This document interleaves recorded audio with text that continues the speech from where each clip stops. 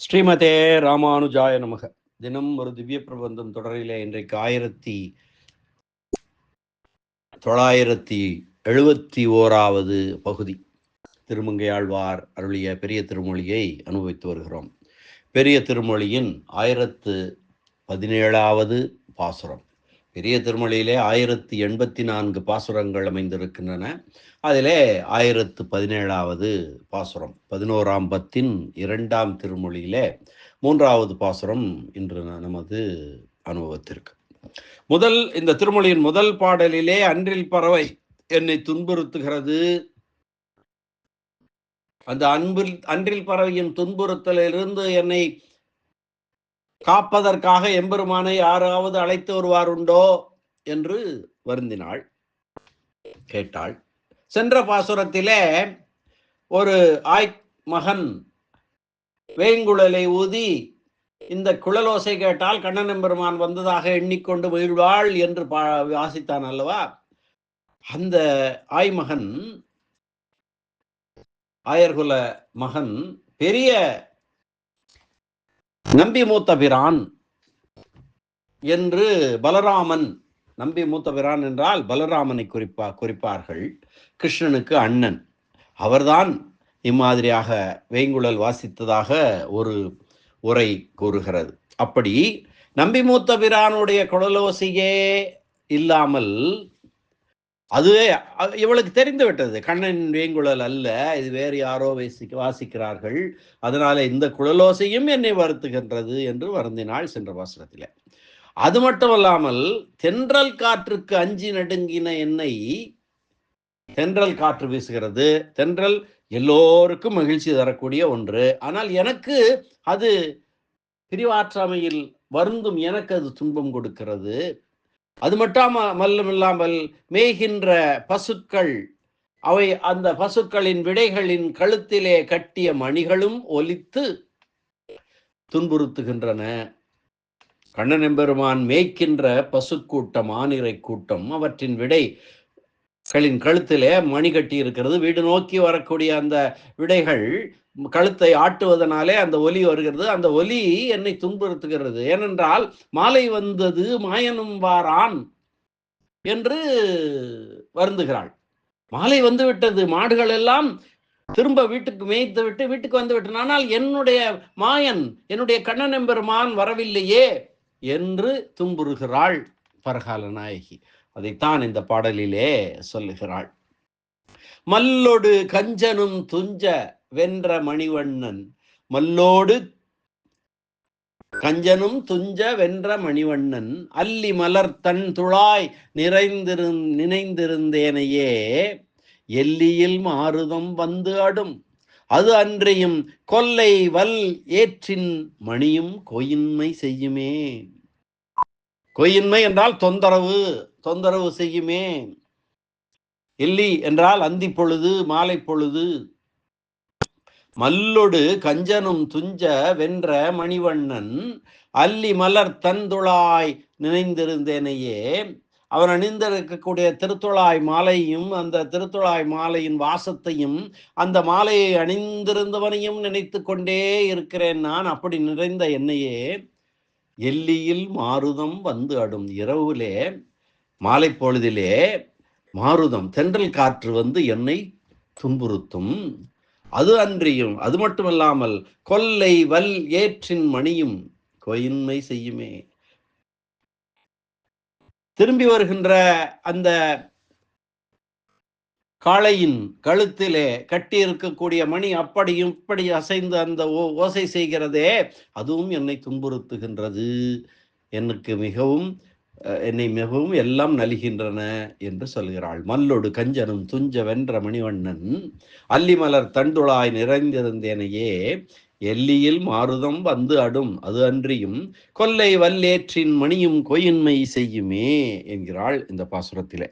இப்பொழுது இந்த பாசுரத்தினுடைய பதவுரை பார்க்கலாம். மல்லொடு கஞ்சனும் துஞ்ச வென்ற மணிவண்ணன், கம்சன் வரவிட்ட மல்லர்கள், அதாவது வில்பெரு விழாவுக்கு அழைத்து பலராமனையும் கண்ணனையும் அழைத்து அவனை வஞ்சனையாக வாசலிலேயே கொன்றுவிட வேண்டும் என்று சொல்லி அரண்மனை வாசலிலே கோலையாபீடம் என்ற யானையை நிறுத்தினான். அத்துடன் மல்லர்களையும் நிறுத்தி வைத்திருந்தான். கோலையாபீடம் யானையை அந்த கொம்பு ஒசித்து அதை வைத்தே குத்தி கொன்று விட்டான் கண்ணன். ஒரு நொடியிலே அந்த மல்லர்களுடனும் சண்டையிட்டு அவர்களையும் அழித்தான். அதைத்தான் சொல்கிறார். மல்லொடு கஞ்சனும் துஞ்ச. பிறகு உள்ளே அரச சபைக்குள் சென்று கஞ்சன் அமர்ந்திருந்த அரியணையிலிருந்து அவனை காலால் உதைத்து கீழே தள்ளி அவனையும் கொன்று விட்டான். அதை கம்சன் வரவிட்ட மல்லர்களும் அவனோடு அழியும்படியாக வென்ற நீலமணி நிறத்தனாகிய எம்பெருமான். மல்லொடு கஞ்சனும் துஞ்ச வென்ற மணிவண்ணன். அல்லிமலர் தண்டுளாய் நிறைந்திருந்தேனை. இதழ்களையுடைய குளிர்ந்த திருத்துழாய் மாலையை, அல்லி மலர் தண்டுழாய் குளிர்ந்த திருத்துழாய் மாலையை விரும்பி அதனையே நெஞ்சில் நினைத்து கொண்டிருக்கின்ற என்னை, அல்லிமலர் தண்டுழாய் நினைந்திருந்தேனை எல்லியில் மாருதம் வந்து அடும். மாலை நேரத்திலே தென்றல் வந்து துன்புறுத்துகிறது. அடும் என்றால் துன்புறுத்துகிறது. அது மட்டுமில்லாமல் அது அன்றியும் கொல்லை வல்லேற்றின் மணியும் கொயின்மை செய்யுமே. அதுவும் இல்லாமல் வெளிநிலங்களிலே உலாவுகின்ற மேய்ந்துவிட்ட வலிய காளைகள் அவற்றின் கழுத்திலே கட்டப்பட்ட மணியின் ஓசையும் என்னை அந்த செயல், அந்த மணியின் ஓசை என்னை வந்து கோயின்மை செய்கின்றது. கோயின்மை அது கோயின்மை என்றாகின்றது. கோயின்மையை தொந்தரவு செய்கிறது, துன்பம் கொடுக்கிறது என்ற சொல்லுதாக அமைந்திருக்கிறது இந்த பாடல். மல்லொடு கஞ்சனும் துஞ்ச வென்ற மணிவண்ணன் அல்லிமலர் தன் துழாய் நினைந்திருந்தேனையே எல்லியில் மாருதம் வந்து அடும். அது அன்றியும் கொல்லை வல்லேற்றின் மணியும் கோயின்மை செய்யுமே. கம்சன் அனுப்பிய மல்லர்களும் கம்சனும் முடியும்படியாக வெற்றி பெற்ற நீல நிற மணிவண்ணனான கண்ணபிரானுடைய குளிர்ந்த இதழ்களை உடைய திருத்துழாய் மாலையே விரும்பி சிந்தித்து கொண்டிருக்கின்ற என்னை மாலை நேரத்தில் வீசும் தென்றல் காற்றானது நான் இருக்கும் இடத்திற்கே வந்து என்னை துன்புறுத்துகின்றது. மேலும் வெளிநிலங்களில் இருந்து மீண்டு வருகிற வலிய காளைகளின் கழுத்து மணி ஓசையும் என்னை தொல்லை செய்கிறது என்கிறாள் பரகால நாயகி. சாணூரன் முஷ்டிகன் முதலான மல்லர்களையும் கம்சனையும் தீர்க்க நித்திரை செய்யும்படியாக, நிரந்தரமாக தூங்கும்படியாக கொன்றொழித்த கண்ணபிரானுடைய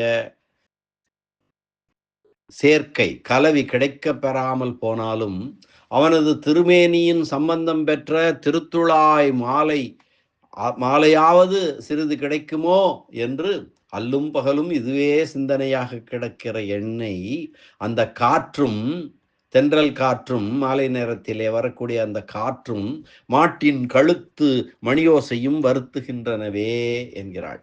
எம்பெருமானுடைய திருத்துழாய் பிரசாதத்தை நான் கருதாமல் ஊராரோடு ஒப்ப அவர்களைப் போலவே உண்டு உடுத்து கழித்து திரிந்தேன் என்றால் நான் எதற்கும் வருந்த வேண்டியிருக்காது. ஆனால் எம்பெருமான் மேல் அவருடைய அழிந்திருக்கக்கூடிய திருத்துழாய் மாலையின் மேல் ஆசை வைத்ததனால் அல்லவா பிறர்க்கு இன்பம் தரக்கூடிய பொருள்களால் நாம் துன்புற வேண்டியதா இருக்கிறது. மற்றவர்களுக்கு தென்றல் இன்பத்தை தரும், நிலா இந்த இன்பத்தை தரும், இந்த மணியோசை இன்பத்தை தரும், எனக்கு அப்படி செய்யாமல் எனக்கு துன்பத்தை தருகின்றனவே என்று வேதனைப்படுகிறாள் பரகால நாயகி. இனி இந்த பாசுரத்திற்கான வியாக்கியான சக்கரவர்த்தி பெரியவாச்சான் பிள்ளையினுடைய உரை. மல்லொடு கஞ்சனும் துஞ்ச வென்ற மணிவண்ணன் அல்லி மலர் தன் துழாய் நிறைந்திருந்தேனையே எல்லியில் மாருதம் வந்து அடும். அவன் அனுப்பி வைத்த மல்லர் வர்க்கத்தோடு, யார்? கம்சன். அவனும் கம்சனும் முடியும்படி வென்று பகை நீங்க பெற்றதாலே களைப்பை போக்கும் வடிவும் தானுமாக இருக்கிறவன் அப்போது இட்ட திருத்துழாய் வெற்றி மாலையை பெற வேண்டும் என்று ஆசைப்பட்டு அதனையே நினைத்து கொண்டிருக்கின்ற என்னை அந்தி மாலை பொழுதில் வரக்கூடிய தென்றல் வந்து நலிகின்றது.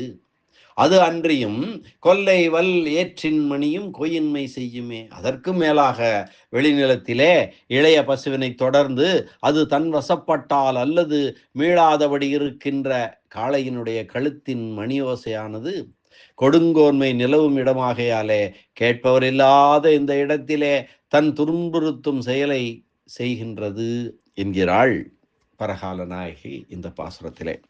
நல்ல ஒரு அற்புதமான ஒரு பாசுரம். மீண்டும் ஒரு முறை பாசுரத்தை அன்வைக்கலாம். மல்லொடு கஞ்சனும் துஞ்ச வென்ற மணிவண்ணன் அல்லிமலர் தண்டுளாய் நினைந்திருந்தேனையே எல்லியில் மாருதம் வந்து அடும் அது அன்றியும் கொல்லை வல் ஏற்றின் மணியும் கொயின்மை செய்யுமே என்ற இந்த அற்புதமான இந்த பாடல் அனுபவத்தை இந்த அளவிலே நிறைவு செய்வோம். மீண்டும் அடுத்த பாடல் அனுபவத்துடன் நாளை சந்திக்கலாம். இதுவரை நன்றி, வணக்கம். ஸ்ரீனிவாச வெங்கடேச ராமானுஜதாசன், திருவரங்கம். மல்லொடு கஞ்சனும் துஞ்ச வென்ற மணிவண்ணன் திருவடிகளே, கண்ணனெம்பெருமான் திருவடிகளே சரணம். அரட்டமுக்கி அடியார் செய்யும் கலிகன்றி கலியன் பரகாலன் திருமங்கையாழ்வார் திருவடிகளே சரணம். உரைப்பெருமன்னர் ராமாயணப் பெருக்கர் பரமகாருணிகர் வியாக்கியான சக்கரவர்த்தி பெரியவாச்சான் பிள்ளை திருவடிகளே சரணம். ஆழ்வார் எம்பெருமானார் ஜீயர் திருவடிகளே சரணம். சரணம்.